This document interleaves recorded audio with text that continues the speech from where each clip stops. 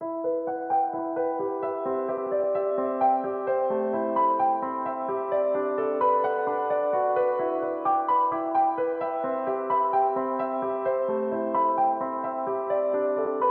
Sonam fertility centre जो कि करनाल में स्थित है, ये हॉस्पिटल अपने इलाके में बहुत ही बढ़िया तरीके से सेवाएं दे रहा है। डॉक्टर सोनम जी बांझपन के क्षेत्र में एक वरदान साबित हो रहे हैं। कोरोना की बीमारी के चलते डॉक्टर सोनम जी बहुत ही बढ़िया तरीके से अपनी सेवाएं दे रहे हैं। हमारी पंजाब प्लस की टीम ने डॉक्टर सोनम जी के साथ विशेष मुलाकात की। पेश है पंजाब प्लस की टीम से एक रिपोर्ट।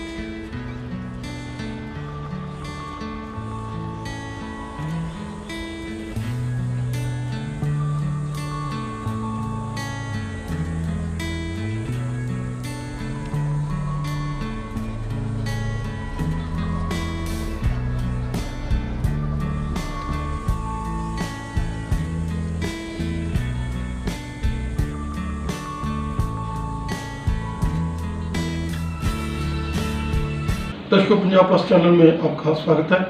आज हम आपको मिलाने जा रहे हैं डॉक्टर सोनम जी के साथ, जो पिछले लंबे समय से इनफर्टिलिटी के फील्ड में अपनी सेवाएं दे रहे हैं करनाल में, और एक ऐसे डॉक्टर जो काउंसलिंग में इनका जो है एक बहुत ही बड़ा नाम है। डॉक्टर साहब का स्वागत है इस हमारे स्पेशल। नमस्कार जी। डॉक्टर साहब, जिस तरीके से कोविड-19 का जो प्रसार हुआ है और जिस तरीके से जो आम लोग हैं वो घबराए हुए हैं, उनके मन में हर चीज़ को लेकर ही उनके मन में डर रहता है, क्या कहना चाहिए आप? देखो, कोविड-19 एक वायरस से होता है। ये एक फ्लू टाइप इलनेस है, लेकिन ये वायरस जब इसका फैलाव नॉर्मल वायरस से कई गुना ज़्यादा है, और दूसरा एक बार ये शरीर में घुस जाए तो फिर ये डैमेज बहुत ज़्यादा कर रहा है। इसके डैमेज में ऐसा होता है कि इंसान की जो नसें हैं उसके अंदर खून जम जाता है, और फिर खून की कमी महसूस होती है, सांस लेने में दिक्कत होती है, वेंटिलेटर पे भी मरीज को बचाना मुश्किल हो जाता है। और क्योंकि अभी तक इसकी कोई वैक्सीन नहीं है, कोई दवाई नहीं आई है जो इसे क्योर कर सकती हो, तो इसका सिर्फ एक ही तरीका है कि इससे बचा जाए। लॉकडाउन की वजह से इंडिया में फैलाव बहुत कम है, और अब लॉकडाउन खुलने के बाद जो हम मास्क पहन रहे हैं और सैनिटाइज कर रहे हैं अपने आप को, उससे भी हमारा बचाव हो रहा है। दस, अगर हम प्रेग्नेंट वुमेन्स की बात करें तो उनको किस तरीके से इस चीज़ को लेना चाहिए इन दिनों में? देखो, सोचने की वाली बात यह है कि हर पेशेंट या हर इंडिविजुअल को हम टेस्ट नहीं कर सकते। तो हम ये मान के चलें कि अगर वो प्रेग्नेंट लेडी पहले तो बाहर ना निकले, सोशल डिस्टेंसिंग मेंटेन करे, अपने मास्क पहन के रखे, अपना HB मेंटेन करे, अपने पानी का लेवल मेंटेन करे बॉडी में। उसमें कोई भी डेफिशिएंसी है उसको अगर वो प्रिवेंट कर सकती हैं अपनी डाइट से, ट्रीटमेंट से, तो कोविड वायरस अगर अनफॉर्चुनेटली अगर उसे कॉन्टैक्ट हो भी जाए तो कोविड वायरस को वो कवर कर सकती है। बट अगर हो जाता है तो ट्रीटमेंट टाइमली लेना चाहिए, बीमारी को छुपाना नहीं चाहिए, और डॉक्टर को कंसल्ट करना चाहिए। तो जिस तरीके से इंडिया में अभी तक जो है डेथ रेट्स बहुत कम है, क्या समझे हम कि ये जो हमने पहले से हमारी इम्यूनिटी जो है, हम लोग मिट्टियों में खेले हुए हैं और बहुत सारा जो हम पेस्टिसाइड्स खा रहे हैं, तो क्या ये वजह भी है कि इंडिया वाले जो थोड़ा सा एपिडेमिक कम है बाकी कंट्री से डेथ का? हम लोग बचे हुए थे अभी तक, क्योंकि हमारा लॉकडाउन हुआ था। लॉकडाउन होने से क्या है, सोशल डिस्टेंसिंग की वजह से फैलाव काफ़ी कम था। आप देखिए मुंबई में बहुत ज़्यादा पॉपुलेशन डेंसिटी थी, सोशल डिस्टेंसिंग नहीं थी, तो वहाँ पे फैला है, ठीक है ना। जहाँ पे भी सोशल डिस्टेंसिंग होएगी फैलाव नहीं होएगा, बिकॉज वायरस को ग्रो करने के लिए बॉडी चाहिए। उड़ता तो है वायरस, वो ये कह रहे हैं, जो लेटेस्ट स्टडी ये कह रही है कि जो वायरस है वो 8 से 9 मीटर तक फैलता है, जो ड्रॉपलेट्स हैं। जब तक आप मास्क नाक पे नहीं पहनेंगे, मुंह के एरिया को कवर नहीं करेंगे, तो अब वायरस से बचना थोड़ा मुश्किल है।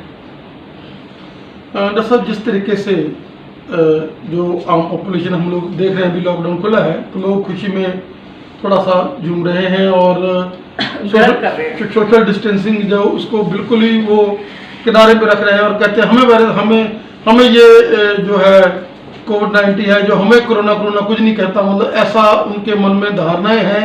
और उस वजह से हम देखते हैं कि सब्जी मंडी चले जाएं सुबह तो सब्जी मंडी में भी ओवरलैपिंग रहती है। क्या कहना चाहेंगे कि आने वाले समय में इन चीज़ों का बहुत ज़्यादा परहेज करना पड़ेगा? देखो, WHO का एस्टिमेट है, इन स्पाइट ऑफ लॉकडाउन अगस्त तक 2.5 करोड़ पॉपुलेशन एक्टिव केस हो जाएंगे। 2.5 करोड़ अगर एक्टिव केस हैं, अगर हम 5% भी माने कि जो सीरियस हो जाएंगे, तो अप्रॉक्सीमेटली वो भी आप ये मान सकते हो कि 12.5 लाख लोग हो गए। अब वो 12.5 लाख लोगों में भी 5% की भी अगर मोर्टेलिटी समझें तो 1.25 लाख बंदा तो सीधा जाएगा। अभी जो थाउजेंड्स में है लोगों की गलत फहमी है कि हमारे अंदर कोरोना नहीं फैल रहा, तो लोगों को ये खुशी नहीं मनानी चाहिए, उनको स्ट्रिक्टली सोशल डिस्टेंसिंग और हाइजीन और सैनिटाइजेशन को मेंटेन करना चाहिए।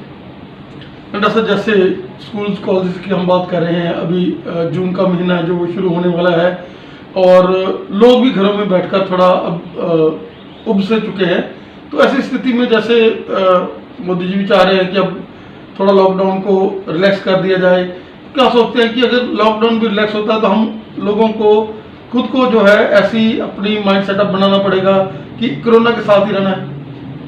हाँ, कोरोना के साथ हमें रहना आना पड़ेगा, क्योंकि कोरोना 100% टेस्ट नहीं हो सकता।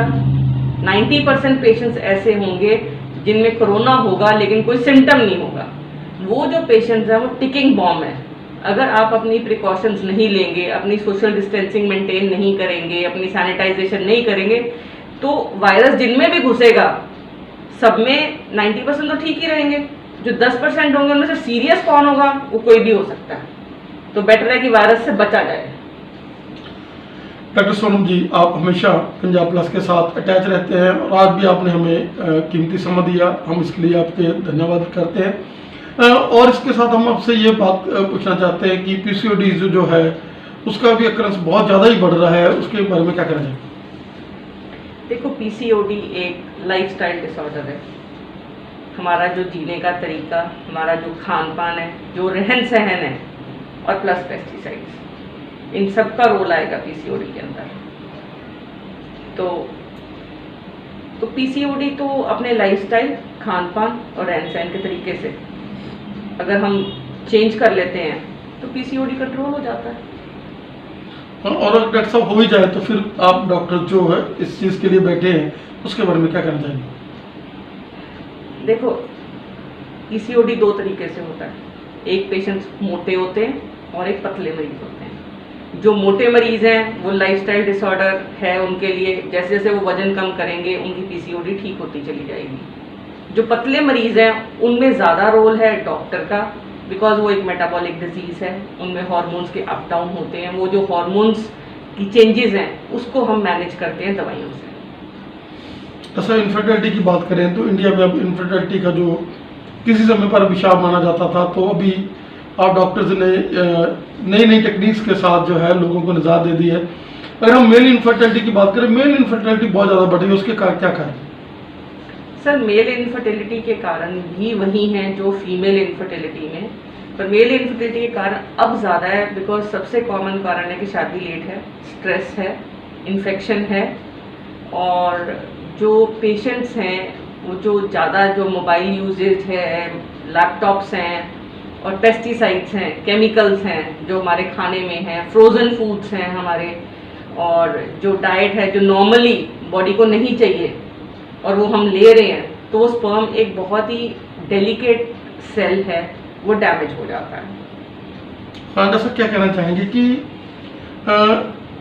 ये जो अगर थोड़ी सी प्रॉब्लम हो भी गई है किसी को, अगर वो नहीं डिस्कस करता और वो डिप्रेशन में अपने आप को छुपाता है इस चीज़ को कि मैं ये मतलब क्या मतलब सोशल स्टिग्मा से घबराता रहता है, क्या कहना चाहेंगे कि अगर मेल में भी हो तो फिर ये मतलब अगर समय रहते ये बात वो क्लियर कर दे तो ज़्यादा मतलब लॉस हो सकता है? देखो, सोशल मीडिया का ना एक बेनिफिट हुआ है कि पेशेंट में अवेयरनेस बढ़ गई है, लेकिन इंटीरियर में, गांव में लोग अभी भी डरते हैं, डॉक्टर के पास जाते हैं, झाड़ फूंक। मेरे पास ऐसे बहुत पेशेंट्स आएंगे जो बाबुओं पे चले जाते रहते हैं, अपना टाइम, अपना पैसा और समय दोनों ही गंवा देते हैं।